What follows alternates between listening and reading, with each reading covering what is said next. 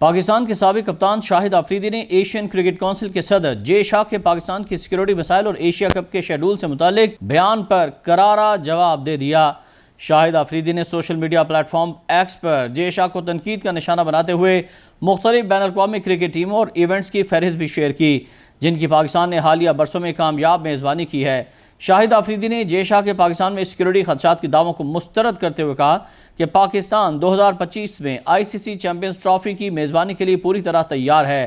انہوں نے مزید لکھا کہ جے شاہ کا پاکستان میں سیکیورٹی کی صورتحال سے متعلق بیان دیکھا تو ان کی یادداشت تازہ کرنے کے لیے بتا دوں کہ پاکستان نے گزشتہ 6 سال میں کئی غیر ملکی ٹیموں اور کھلاڑیوں کی میزبانی کی ہے۔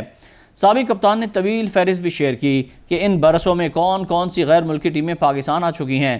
شاہد آفریدی نے مزید لکھا کہ مسٹر شاہ اس میں بھی کوئی شک نہیں کہ پاکستان 2025 کی چیمپئنز ٹرافی میں بھارت کی میزبانی کے لیے بھی تیار ہے۔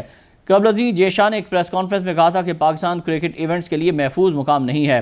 انہوں نے کہا تھا کہ تمام ممبران، میڈیا رائٹس ہولڈرز اور اسپانسرز اور ویڈیو کے حقوق رکھنے والے ہولڈرز ابتدائی طور پر پورا ٹورنامنٹ پاکستان میں رکھنے کے حوالے سے ہچکچا رہے تھے۔ یہ ہچکچاہٹ ملک میں موجودہ سیکیورٹی اور اقتصادی صورتحال سے متعلق خدشات کی وجہ سے تھی۔ یہ بات بھی اہم ہے کہ سری لنکا کے شہر کولمبو میں برسات کے موسم میں ایشیا کپ کو شیڈول کرنے کے فیصلے پر ACC کے صدر جے شاہ کو شدید تنقید کا سامنا کرنا پڑا ہے۔ سری لنکا میں اس وقت وقفے سے بارش ہو رہی ہے جس کے باعث ایشیا کپ کے آنے والے سپر 4 مرحلے کے میچز میں خلل آ سکتا ہے۔ اس کے علاوہ بھارت اور پاکستان کے درمیان 2 ستمبر کا میچ بھی بارش کی نظر ہو گیا تھا اور بے نتیجہ ختم کر دیا گیا تھا۔ یہی نہیں بلکہ بھارت کا نیپال کے خلاف میچ بھی بارش کی وجہ سے متاثر ہوا تھا۔ قبل ازیں ACC نے PCB کو یقین دہانی کروائی تھی کہ کولمبو میں خراب موسم کی پیشن گوئی کی وجہ سے سپر 4 میچز ہمبن ٹوٹا میں منتقل کر دیے جائیں گے۔